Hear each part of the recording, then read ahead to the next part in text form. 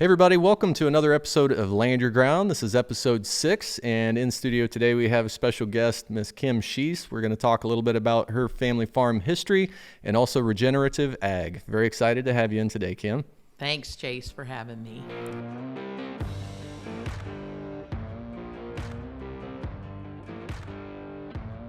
Kim, why don't you, just open up by telling us a little bit about you as a podcaster yourself or in the agricultural niche. Would love to hear a little bit about how you got started in that and then where your personal interest comes from in that. Open up. That sounds great. Well, thanks for having me on. I'm looking forward to it. So about 9 years ago, I went to work for a company that focuses on plant nutrition and soil health. And the owner of the company said to me, I have like 3 books I want you to read so you start understanding what we're doing here.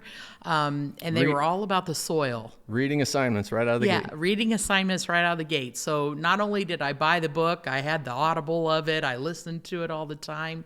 And it really helped me to change my focus about what I understood about soil and just agriculture in general. And so I had been involved in agriculture my whole life. My family owned a grain elevator feed store, so I kind of grew up in that. I raised cattle, small scale, 4-H, FFA kind of thing, had a small cow-calf herd. And so I've always loved agriculture, and I love the people in agriculture. Yeah. And so it's been a life love of mine. And so I've journeyed a long way from the time that I left college, had an ANSI degree, and really focused in production agriculture, and worked for an ag software developer, which gave me some unique perspectives. And then, but fast forward quite a ways to my current position. And my job or my role is to provide training and sales support for our dealers and team. And I think it was 2019, the owner of our company wanted to have an event that focused on bringing together farmers, ag entrepreneurs, ag tech, and researchers, and get them in the same room and get them talking. Because we thought that, there's a lot of silos in agriculture and not just the blue ones that we drive by, right? And so we kind of live in our different little silos. And I experienced that when I was in college. I worked in the ruminant nutrition lab, and so I could kind of see how research was focused in a certain area. And so this event evolved. It was called AgEmerge. And we did it for 2 years. It was fantastic. We brought great speakers onto the stage. But then we had breakout sessions where growers could meet with those speakers. And so that was really so engaging. Super valuable. It was so valuable. And the conversations at the meals, and we did kind of something that was a little unheard of, and we would take like long half-hour breaks in between speakers so people really had time to engage with one another. Yeah, network. Yeah. So that was great. We called it AgEmerge, and it was wonderful, but then COVID hit. Yeah. And that kind of kiboshed some in-person things, and we wanted to continue the conversations. And so that's how we merged into this podcast, AgEmerge podcast. The AgEmerge podcast. And it's just been growing and gaining speed as we bring these interesting guests on to share their story. So a lot of times it's growers who have made this journey of soil health. In other areas, we've had ag tech people on, so people who are doing autonomous equipment for the field. You name it, drones, flying on seed, that type of thing. And then also a lot of research, because we're learning so much about soil. And I guess the best way I could say it is when I was in college, soil was basically geology, right? And that's how we kind of thought about it. Right. But soil is biology. Yeah. And there's so much going on that, we just we don't fully understand even today everything that's going on in the soil. And so, but the things that we do know, we can start changing some of our practices to really build our soil health, Right. which in turn helps plant health, which in turn makes nutrient-dense food, which in turn affects human health. So there is a chain reaction of all of that. Yeah. So I can feel and hear your passion when we were talking about this subject. It's something that I am like super interested in. Don't feel like I know that much about. So it's maybe I'm wrongly calling it that, but I said earlier I think that it's a rabbit hole. That Yes. Once you kind of started going down it, you just like keep digging, and it's amazing how much information you have picked up just kind of since you inserted yourself into that, Yes. professionally, and just kind of being involved in all of those conversations on the AgEmerge podcast, and just being in the role that you're in. But then you've also done a lot of your own research. You're digging in with some of these books. We'd love to hear about a couple of those that you said were really pivotal, so that we can kind of help steer other people towards that. Yeah. You also mentioned earlier to me that regenerative ag is the term that you guys would like to hear used more often. Is that right? Yes. Well, and I mean, that's just the phrase for today kind of thing. And, there used to be, there's a lot of terms. There's conservation agriculture, there's sustainable agriculture. And I told you the story about there's a guy, Ray Archuleta, a retired NRCS guy. If you follow soil health very much, you've heard Ray's name. And he says, if you asked your spouse how your marriage was and they said it's sustainable, you would think that probably doesn't sound so great. Great. No, we talk about regenerative in that we are constantly building something. And so the things that we're building and our focus is really building soil aggregates. And so by building soil aggregates, then you have pores for water, and you have good environment for the microbes to be functioning, and all of those type of things come into play as we do that. So that's kind of what we call regenerative. Yeah. Well, let's step back in time just a minute or two and tell me a little bit about your personal farm, family farm history. Sure. The piece of ground that you guys are on right now, where you live, a little bit. Just tell me a little bit more about like your personal connection to land, and then we can kind of get back to that. That might bring up some history, Yes. and so how people used to do things, how far we've come away from that, and why there's certain things we need to be looking at or going back to, right? Exactly. Well, our family farm is just a small acreage of like about 80 acres. It's been in my family 113 years, so I'm third generation. We've got fourth and fifth generation on the ground, so that's great. Family and legacy mean a lot to our family, and so we love to be together. The home that Jack and I live in is the home that my grandmother and all of her siblings were raised in. And my great grandfather, when he bought that farm, he and my grandmother, they farmed it together hand in hand. Like we have lots of letters that they used to write back and forth. And so we really know some of the struggles and the victories that they had as they farmed that little piece of ground. Yeah.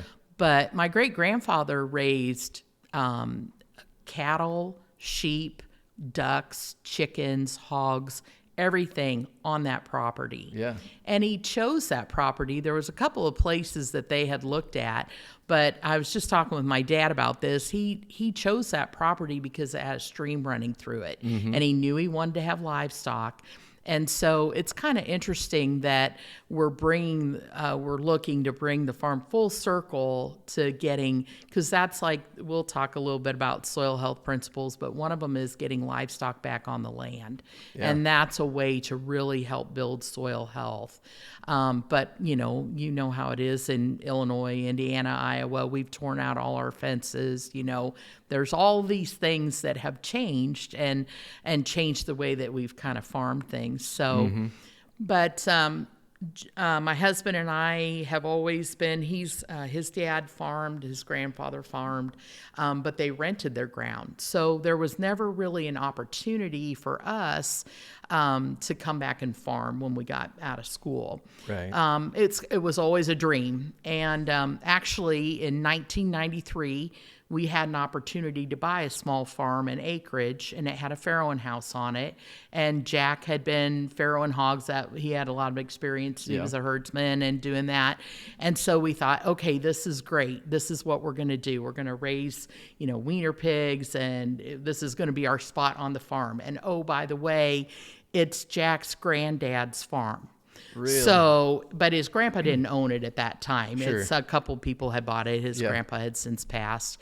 That's pretty neat, though, to be working on the same piece of dirt that wasn't your that family cool? used to be on. So then in our mind, the Lord has laid this out for us. Clearly, this is our farm. This is where we're going to be. Yeah. And so we put a bid on it, and it got rejected. Mm-hmm. So it just, somebody else bid more. And so, and of course we were disappointed, but beforehand, when I was doing all the cash flows and we were working with the bank on getting our financing and all that kind of stuff, I said to Jack, this is all going to be great unless that third year something goes south.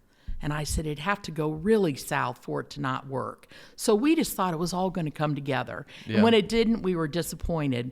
Well, that was in 1993, I think, when we tried to buy it. Mm-hmm. I don't know if you know what happened to the hog market 3 years later, but hogs went to 8 cents. Yeah.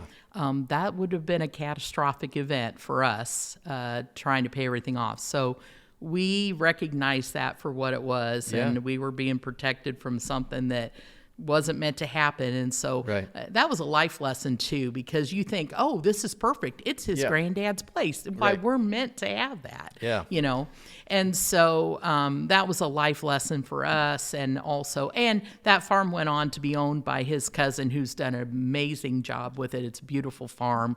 And so that's exciting to see that went on to be awesome. A great place. So, but anyway, so Jack and I have always been in agriculture, and I always say I'm not an agronomist, but I'm married to one. So he's really my sounding board for a lot of this stuff. So. And he'll tell you if you've gone too far off the reservation.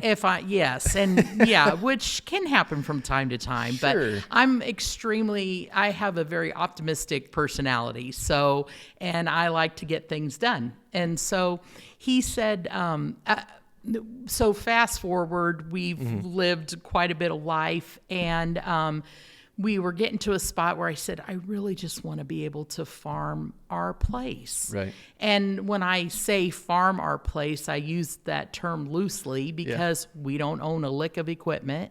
And so we needed to partner with people that could help us do that. And you wanted to have an influence. We did. We wanted to have an influence on the property, because I said to Jack, we produce this podcast. I'm talking about soil health every day. Mm-hmm. And I said, I want to put my money where my mouth is, because it's fine to be able to say, you should do this. Right. If you really believe in it, right? Why then you should. Exactly. Yeah. And so I get it. It's 80 acres. We're not betting, a 2,000 acre farm on what we're doing. But I've watched so many that have done it. Yeah. And so it's exciting to see. So Jack, I said to him, I'm like, I have this dream, and I want it to happen. Mm-hmm. And he's like, all right, and he was, I would read all this stuff, and I'd be like, you need to read all of this stuff. And, so he's reading everything so that he's up to him. Yeah, exactly. And he's interested because he loves it too. Yeah. And so we started talking about how we might be able to do this. And so we put together a plan, and again, the farm has been in our family, but it's been cash rented for, in fact, since my great grandfather passed. I think it's been cash rented since then. So probably 65, 70 years, so this is, kind of thing. Right. This is Western Illinois. So we're talking about corn and bean rotation probably for decades. Exactly. Have you guys ever had anything? the tenants of it. Ever done alfalfa or rotated any other There crops in there? Or has is it just mostly? been wheat a couple of times, but Yeah. I think it's pretty much been corn soy the whole time. Mm-hmm. So, which is what we do around here, right? Yeah, it's been that way on a lot of farms Exactly. for quite a few years. Exactly. But as I'm reading, and learning and understanding, I mean, if you look at nature does not monocrop. No, And- monocultures are almost never good. Exactly. And so, if we really dig in and we look at like where our crops are going, like look at the percentage of corn that goes to ethanol. It's not a food source. We talk about feeding the world, but we think about all that, but then our corn's going to different sources. You know what I'm saying? So we wanted to start looking at how we could just affect our local area. And that's one of the other pieces of kind of building soil health is that we know that we've lost nutrient density in our food because we've lost nutrients in the soil. And it's because of just our soils aren't functioning the way that they're meant to function. Yeah. And so if we can get them functioning the way that they're supposed to, then we can help to build those nutrients, which in turn makes the plant healthier and in turn makes us healthier too. So when you hear about all the health conditions where people have gut issues or things like that, we can kind of recognize that some of those things are really on the rise. And so we've just started to look at why those things are happening. Yeah. So, that just kind of brought us full circle. So we put together a plan to try to see what we could do. So the fun part was that the crop was harvested the 1st of October. We planted wheat October 7th, which happens to be Jack and I's anniversary. Oh, that's and awesome. so I said, this is really a watershed event where we're doing this. And I'll back up a little bit because when we talked to my dad and uncle about it, so I'm the oldest of 4 girls. Okay. I'm the oldest of all of the grandkids. Yeah. So my license plate says boss. And I always tell people it doesn't say bossy, but it says boss. But, I own it a little bit. So my dad, and I worked with my dad and uncle growing up. My dad always had me at the elevator, learning the business, understanding. And then when I, in the summers, I worked for my uncle at his elevator down in Seton, Illinois. And so I learned all the ins and outs of, everything from grinding feed to rolling oats to schlepping feed bags, kind of thing. So I'm close with my uncle and, of course, my dad. And when I told him what we wanted to do, now, my dad is old school, okay? So I always say, he's the guy that they used to race snowmobiles.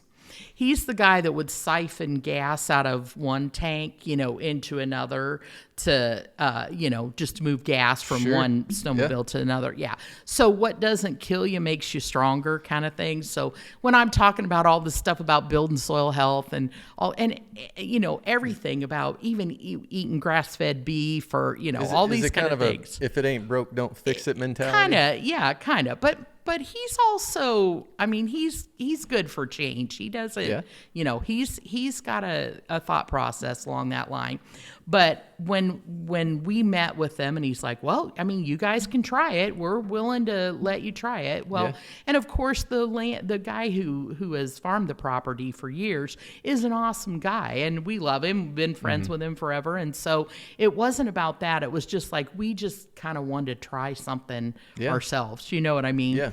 But, when my dad told the current renter that we wanted to do this, he goes, well, they're going to try it. You might get it back in a couple years.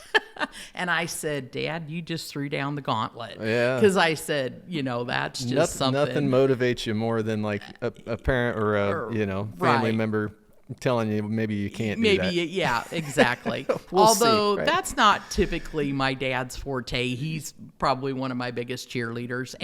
And so I say all that to say that nothing has made them more excited than when they turn the corner to go to the house and there's that green wheat right now in the field.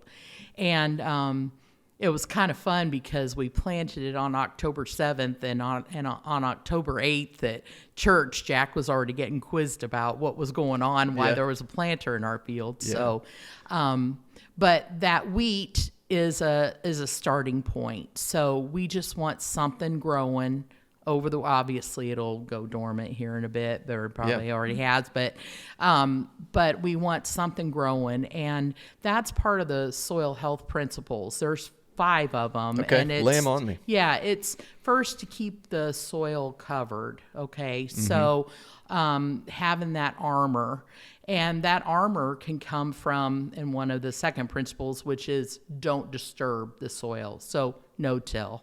Okay. And I get it. A lot of people practice no-till back in the day, and they're like, that doesn't work. You can't. Well, you're right. No-till is not a perfect thing by itself. It's one piece of it.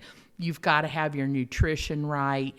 You've got to have, other things going on if you're going to no-till, right? Mm-hmm. But keeping that ground covered is critical. And I think nothing shows that more than that accident down when we went to in Springfield in last May, when they had that dust storm where the soil was just blowing across the interstate. Yeah, just like a whiteout in a blizzard almost, wasn't it? Yeah, and it's because we're tilling the heck out of the soil. You were talking about the armor covering the soil. Yeah, so keeping the soil covered is really critical, and not just for erosion, but like even when it rains, just not having that raindrop just hit that soil and spread it all over. So there's just a lot of things that happen when you keep that soil covered. And so that's the second principle. So keep it covered, don't till.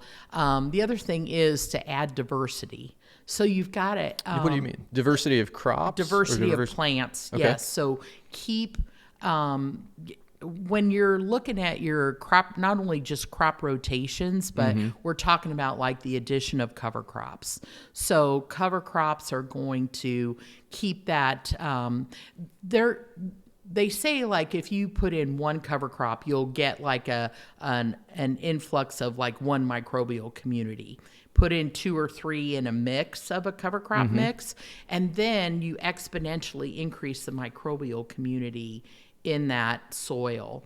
And what's happening is, and this is the part that we didn't understand for a long time, but the plant is communicating with the microbes, and there's all kinds of amazing research that we've seen where the plant is like, so the plant will secrete exudates, and then the microbes will eat those. They'll be going back and forth. The plant will be communicating, and all of that stuff to be like, hey, I need this, or signaling for that.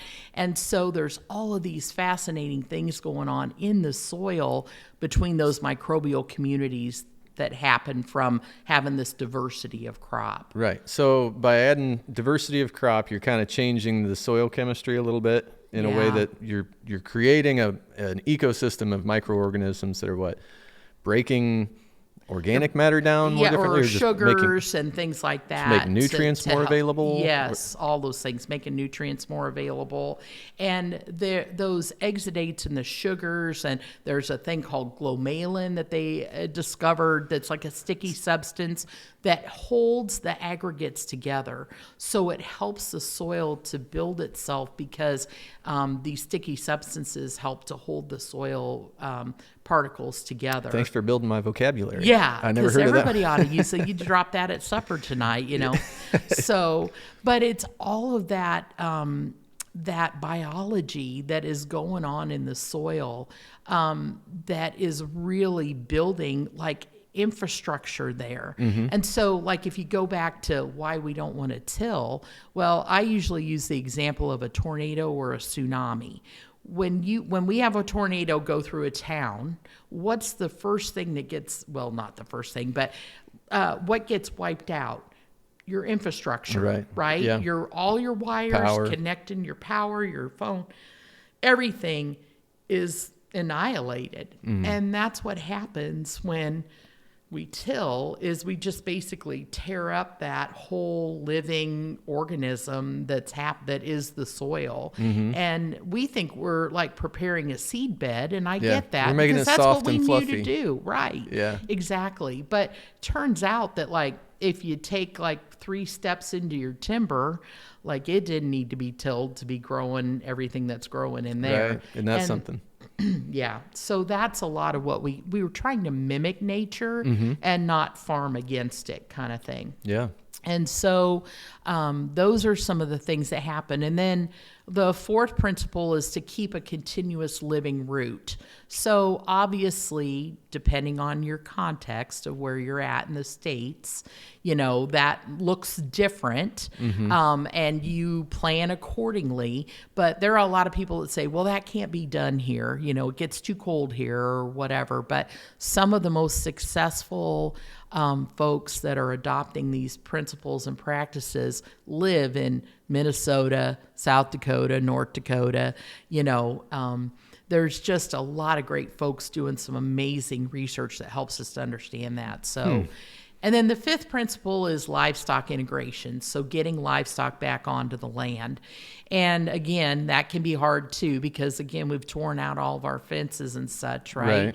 But there's a lot that's being done with, like, you know, just electrical fence and high tensile wire, you know, those type of things. But we've kind of taken it the next step, and we're testing a product called No Fence, the collars. Which are amazing. When I saw you guys first post about that, I got super interested in that. Yeah. It was like, why aren't people doing that? Well, you know, I'm sure there's logistical reasons, but at least on smaller scale, gosh, it seems like such a great idea. It's amazing. And the company that we work with is in Norway. And so they've got thousands of animals on collars. And you just do it from your phone, and you can move paddocks, because the idea... You just draw the map, You just draw the map.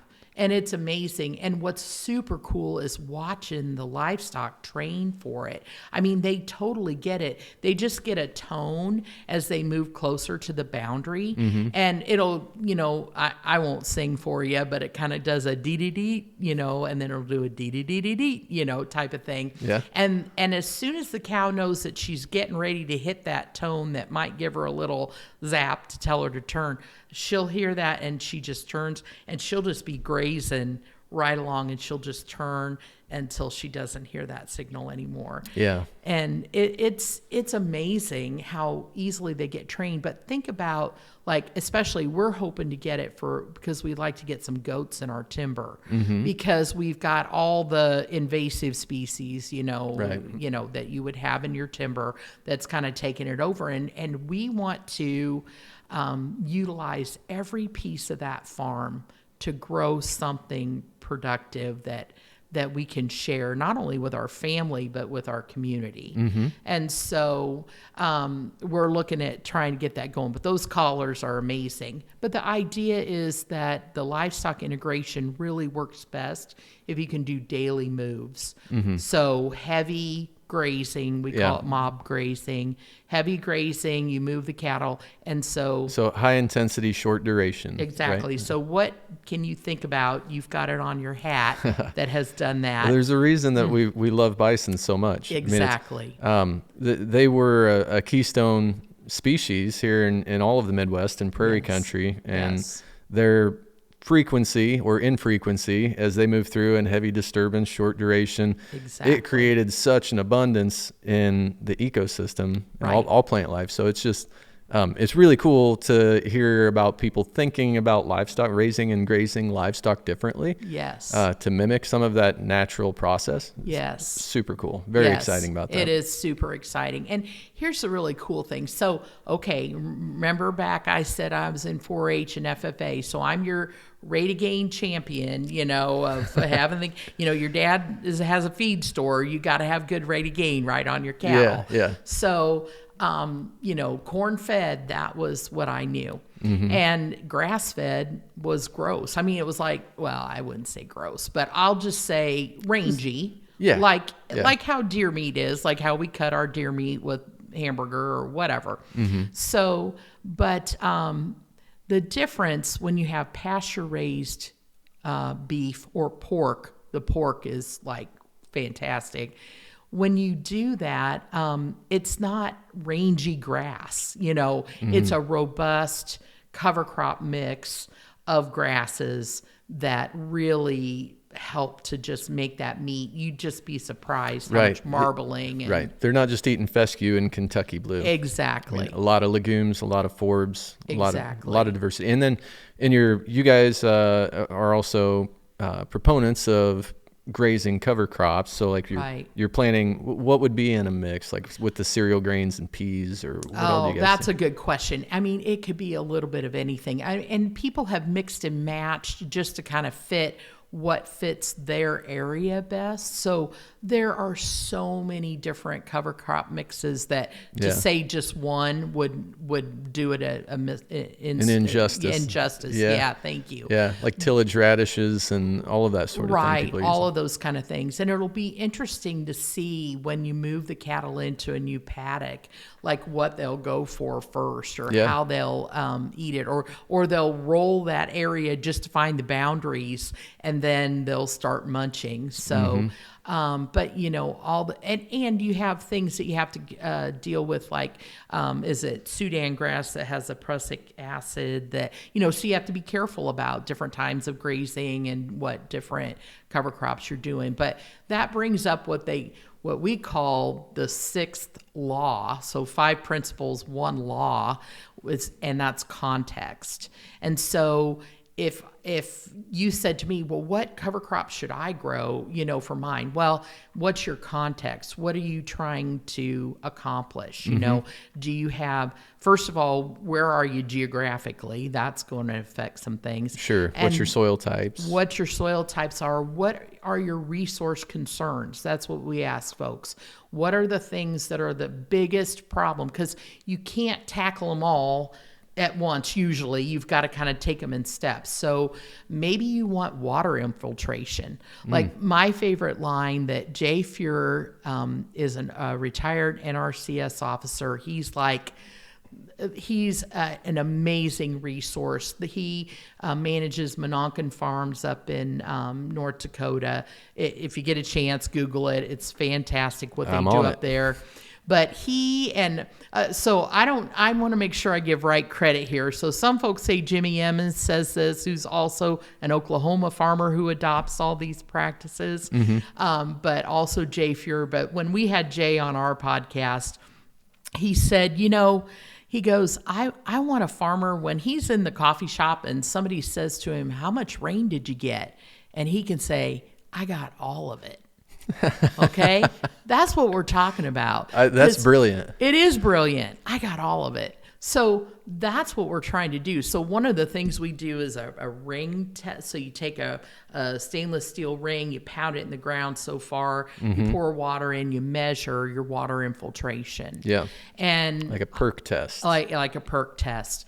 And on traditionally tilled conventional soils, 15, 20 minutes of, the water's just sitting there, just ponding.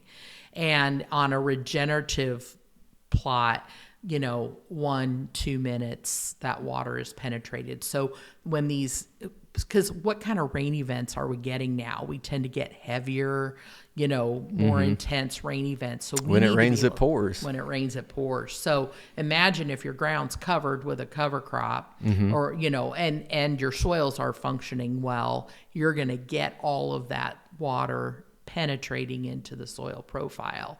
And that's what we want going on. So those are all the kind of things. And then, of course, running the livestock on the land helps with all of that. So yeah, it's super exciting. So you mentioned goats, and I guess I'll take us back to that for just a minute. But like, what is the reasoning? What I gathered from what you said was goats rather than cattle or some other form of livestock, because you're interested in using them to kind of help clean up some of the timber, the invasive species, like multifloral rose, bush honeysuckle, that type of thing. Autumn olive, all those goodies. Yeah. Well, and so goats, only because they'll eat all that, and they will make fast work of it. It won't take us a lot of animals for it. But that's, I guess I should say, we have a pond that runs through the middle of our property. Yeah. And and there's timber on each side, and it used to be beautiful oak. Just full of oaks, and we're trying to restore that. And Jack's working hard to, sort out so Cut we the can hedge get and get the good ones going. And so I'm very fortunate that my husband has cut wood his whole life, and so he's good at hedge posts and all that kind of stuff. So he's good at identifying what trees are healthy, what we need to do. So it's perfect, but we need to get in there and get some of that cleaned out. Now, as far as the farm ground goes, that we will want to start grazing livestock on, cattle. But I remember how I said sometimes you got to do things in stages. Yeah. So, and you need to partner with people too. So Sure. I have family. My dad's brother has kids that have livestock. And so we're hoping that in some way we can incorporate that into the farm. Involve them. Exactly. Because this just isn't Kim and Jack's project. This is the family. And we want to be able to grow. Jack's a gardener, so we garden a pretty good sized garden and put up veggies and stuff.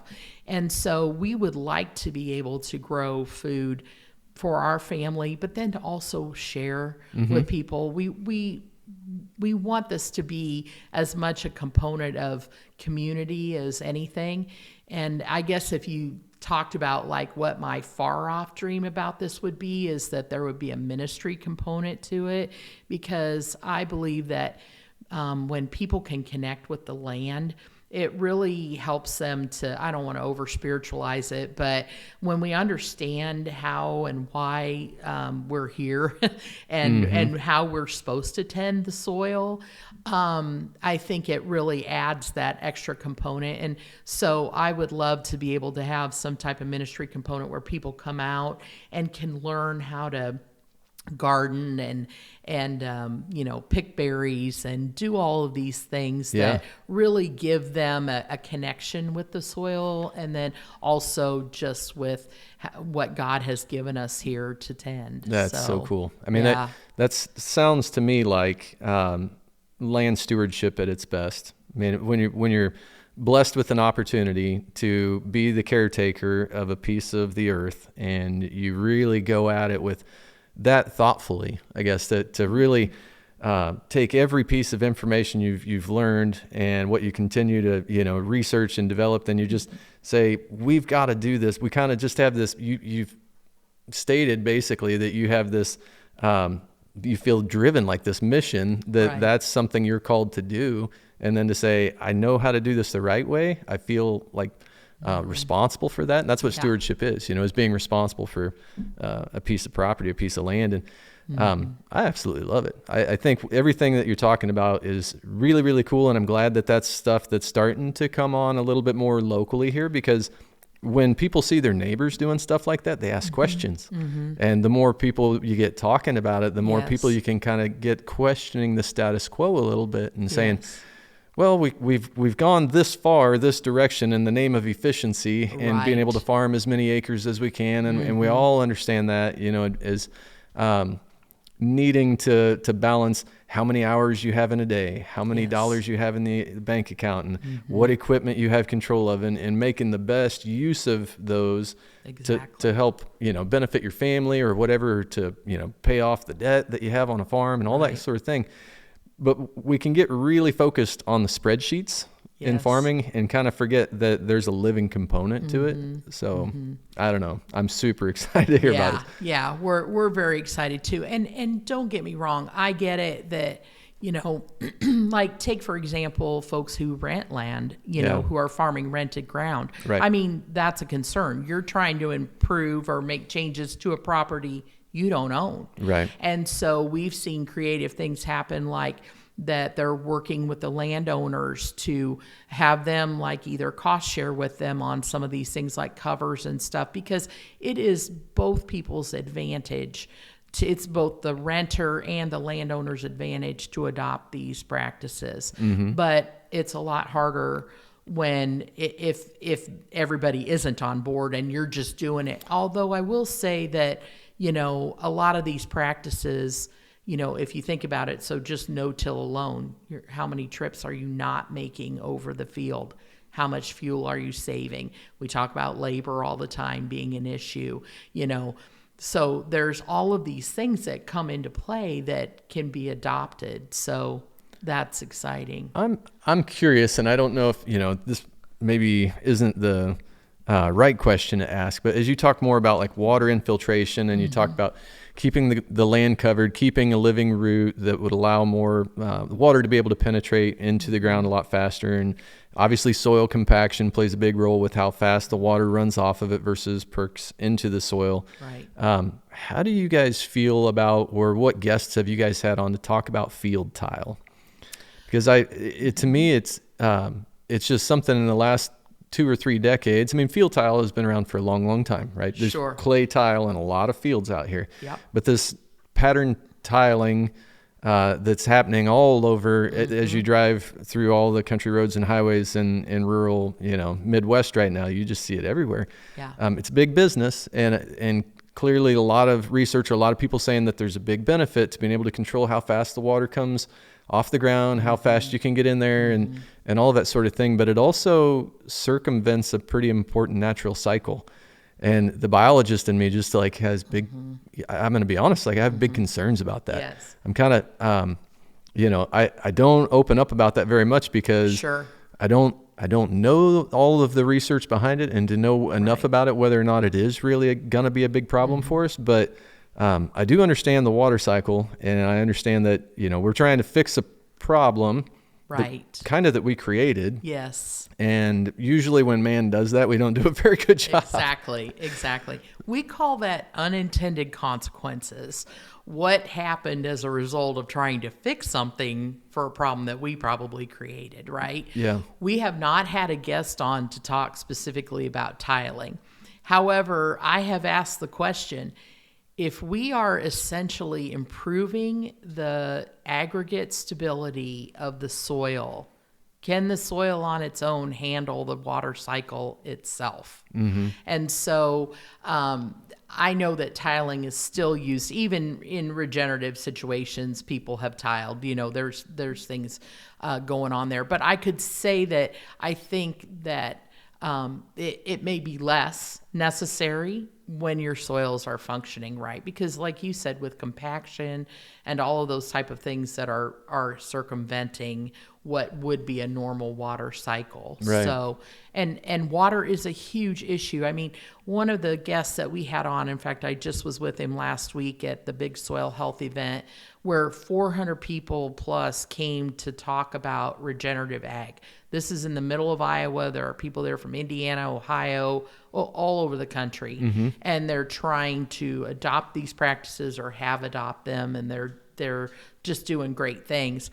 But Seth Watkins is a farmer, and he farms over in like what would be the Des Moines watershed area. And because of a health situation with his kids, he had to address the water on his property. Really? And he's like, hey, when they asked me, where's your source of water? Because his kids had a rare genetic condition. And they didn't think it would happen a second time. And when it did, someone said to him, what's your water source? And he's like, I was offended. Like, everybody's always asking a farmer what's going on with the water. Yeah. But we do have to look at some of the things that we're doing and the way that we're applying stuff, and, just really kind of that whole mantra of when we know better, then we do better. And there's some things we know about water cycles and things, down in the Gulf, what we're seeing, we just really have to be conscious of what some of our practices are doing, And so just even simple stuff like,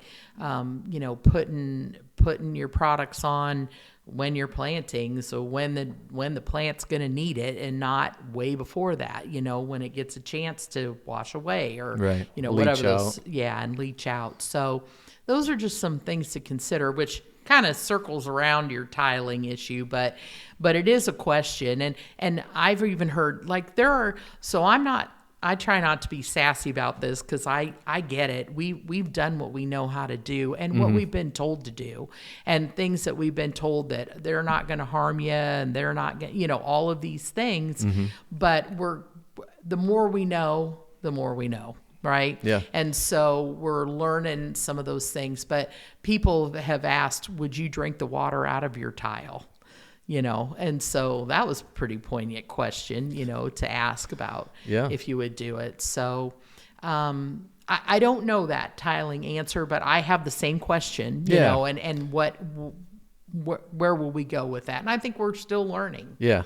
I hope people keep asking those questions. So if somebody comes onto your guys' podcast and really has good answers for that, I would love to listen and hear it. Yeah, we'll share that. Yeah. So that's super cool. And when you talk about the water, it kind of reminds me that one of the kind of things that really I said is sort of the poster child for doing something different is that my folks put a pond in between the home place and where they built their house. And that the pond at the deepest spot was about 30 feet deep when they dug it. And today it's 11 feet deep. So that pond was put in like 1978. So it's not just our farm feeding into the pond because it's stream fed. That's a lot of soil came from somewhere. That's a lot of soil that came from somewhere. And those people deserve to have their soil back on their farm. I don't want it. Yeah. So, but imagine so now, we can't fish it because it's typically covered with duckweed. Right. There's just a lot of algae. There's just a lot of things going on. So that's one of the projects is to get that pond restored to its glory. But I'll take it another step when we talk about changing paradigms and just changing our thinking. And you were talking about people think, we're going down the rabbit hole or it's a little bit, crazy.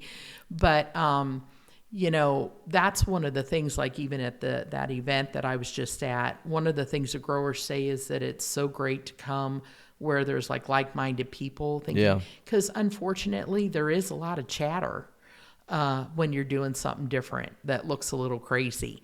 And you kind of got to rethink what you think beauty looks like. Yeah. I totally get it. A beautiful, tilled field or, I've ridden in the tractor with my husband and I get that whole feeling of oh, this is fun. And, we're tearing stuff therapy up and it feels productive. So it does. It does. And so I totally get that. We've said similar things with regards to forest management though, that what is typically beautiful to the eye of the landowner or somebody that what they think is, just a gorgeous stand of timber is usually terrible wildlife habitat. Yeah. It's, they don't typically go hand in hand. So you kind of have to retrain, what it is that you think look good. It's not supposed to be a park, when you're managing a native ecotype, it should be full of so many different species of wildlife and plants. Exactly. And it's going to be a jungle, It is. And if you manage it right, it should, it's a beautiful jungle. Yeah. Yeah. Right. But you learn to appreciate the ugly a little bit. And exactly. Just say, well, that's there for a reason. And once you know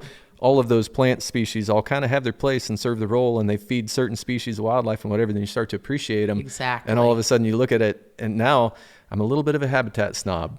If I go into a piece of timber that's just, it might be aesthetically kind of pretty, but just not really good wildlife habitat. Boy, I just look at it and just think, oh, this needs work. Right, exactly. And that's what we're talking about. It's just kind of rethinking what things look like. So, even we have corn growers that are seeding in growing corn, seeding a cover crop. So there's a cover crop growing on the floor bed of that corn crop, and that would be itchy to some folks, right, to see that happening. Or this after we take the wheat out, God willing, we get a good crop off of it this summer, then we'll plant back to a summer cover. And we'll do some warm season grasses, do a little diverse mix, and then we'll either terminate that or we will let it might be self-terminating, whatever it is, and then we'll plant some cool season stuff. And we're going to let that soil get a jump start, but it's going to probably look a little crazy from what would typically be happening. Right. People drive by and just say like, what in the world are they growing there? Right. But even like yards, pollinator strips and, getting diversity again back into, because if we've got a water problem, then we need to address that and I know a lot of people think that cover crops use water or take water from your other plants or your cash crop. But what they really find is that because of what they're doing for the soil, they're actually helping you to retain and hold on to the water that you've gotten and that you can get good use of it. So, and not to mention the fact of things like, we haven't even talked about like soil temperature, like the soil temperature of like microbial life like shuts off at a certain degree. And if you've got bare soil with 90-degree sun bouncing down on it, bakes. Yeah. Yeah. And so we're just exacerbating the problem. And so that's just a whole other piece of, all of the things that we could, talk about that do it. And one thing we didn't say is those living covers, all of that living plant growing is pumping carbon into the soil. So, by the way, do you have an issue with carbon? That's a great way to look at sequestering carbon back into the soil where it belongs. Yeah. So, well, I've thought about this many times from a wildlife management standpoint. And some people, when they're interested in buying a farm, they look for something that has a certain number of row crop acres on it or whatever. They like to have that element because they think, that feeds deer, it's good for turkeys or whatever. But when I look at that same field, I think there are maybe some financial benefits to the landowner to have some row crop acres on it. Sure.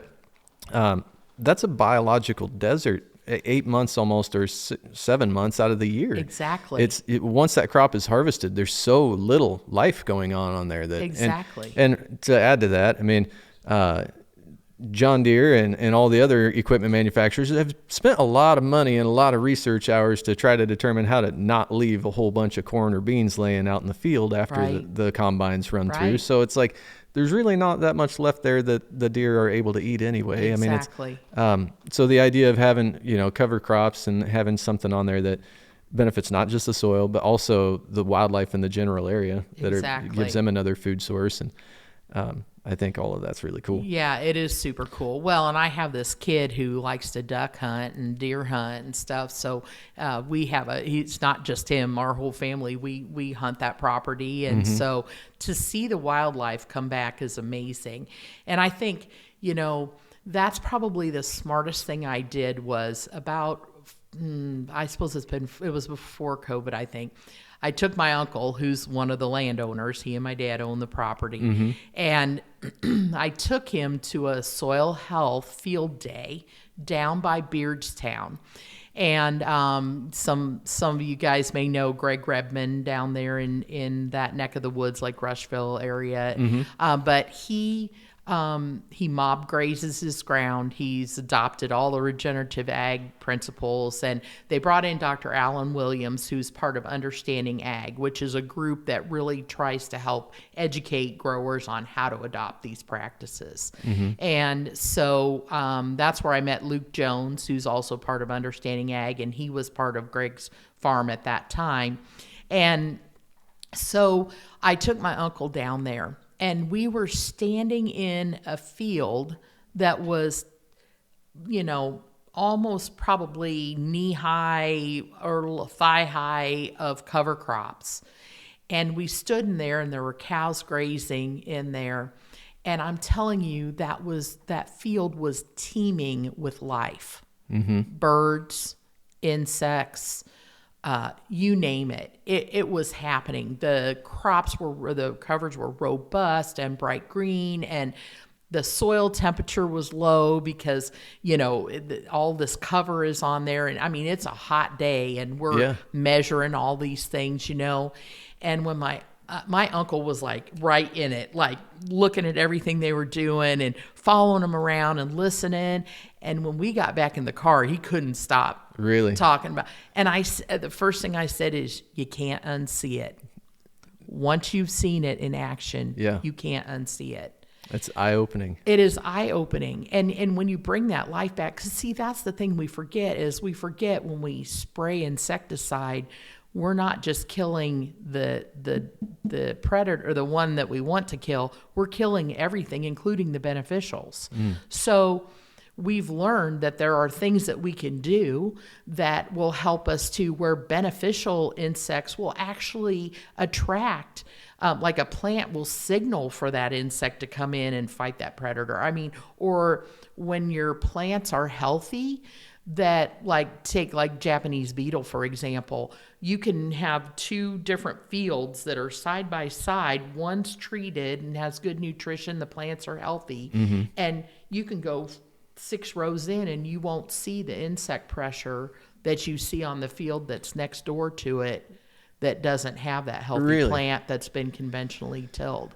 I mean, it's mind-blowing to see this stuff. But the thing is, you can't just take my word for it. You kind of got to see it for yourself, you know. So you have any plans to potentially host something like that someday? So that's our hope, is that do some outreach or education with what you guys we want to be really transparent about what we're doing on the farm. So I'm hoping to have a sign up with a QR code on it that you could just scan it and go to our website and see what we've done and what we're up to. And that's just what we hope to do. So, because, you know, like I said, I'm not the agronomist. I'm not, you know, I've always been a lifelong learner. I know that there's always something next that I need to learn. And so, as I glean this information and, you know, test and verify, right? Yeah. Like, you don't just take somebody's word for it and say, oh, well, I'm going to go do this and have a big train wreck. When you first kind of introduce everything that you're talking about doing, it almost sounds like an experiment. But it's not, because it's all proven. It is. And it's all, you're just kind of taking practices that you saw in action or heard from somebody who's actually doing it and then said, we're going to adopt that. And we're going to try it. We're going to see how it works for us. That's right. And so I think it's really cool, because the people who drive through that area, they haven't absorbed all of that information and research yet. They haven't had all those conversations. So when they see it, they'll think like, whoa, that's a little bit crazy, or that's way out of the box. Yeah. But reality is, like, you're not just kind of making it up as you go. You're just adopting things that you've seen work for people. And that's right. Very cool. And I don't discount that there are challenges, because, you know, I mean, look at all the infrastructure we've got that supports the current, you know, farming methods, right? And also, you know, even until like the last year or so, like crop insurance didn't really play well with planting cover crops, because there were certain times that you had to terminate, or, you know, planting green was like crazy, you know, and the same with like your bankers, you know, like that makes them a little itchy too. So you've got a few players in the game that you're sometimes not the sole decision maker of some of those things that are happening on your farm. So we always say, don't bet the whole farm.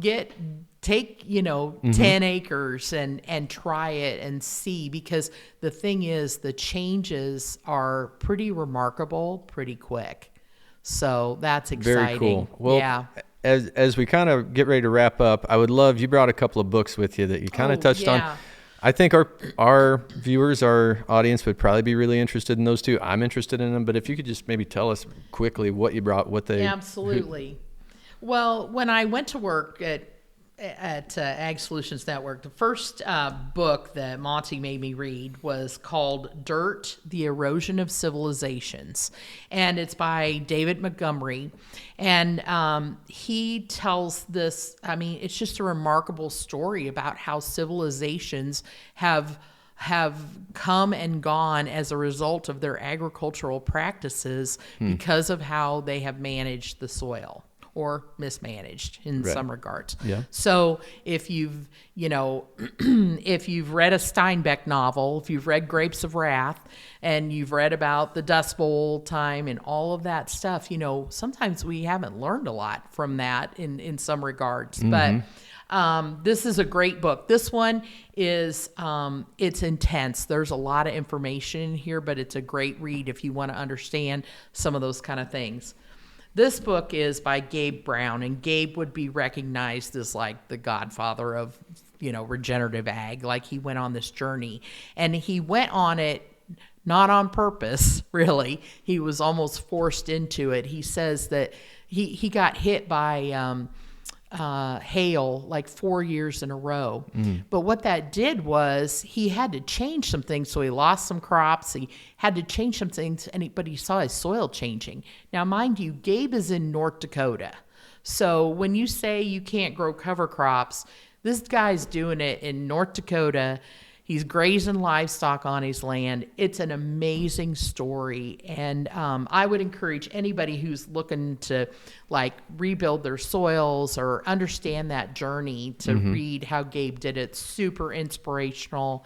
Awesome. And so I just recommend those two to start. Well, I appreciate the recommendations, because that's a topic that I'm pretty interested in. So I'm going to jump into that one for sure. Yeah.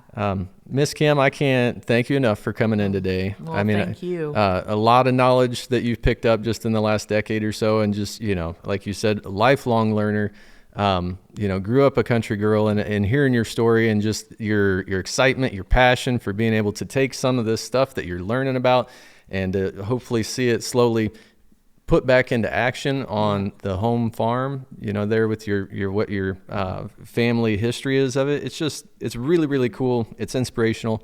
Can't wait to keep following you as you guys progress in that.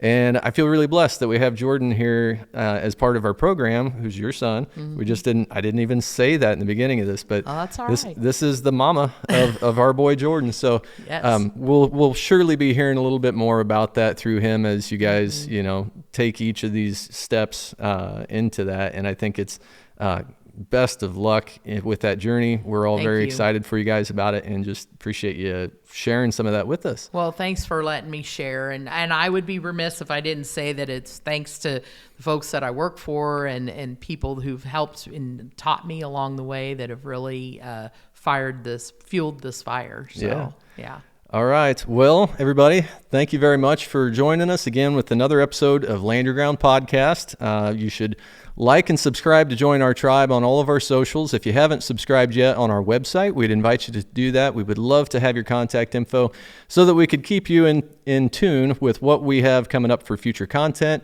with our weekly newsletter and some articles that we'll be putting together in time to help share a little bit more dive deeper with us into some of this information that our guests are sharing. So thank you guys very much, and we will see you next time on Land Your Ground.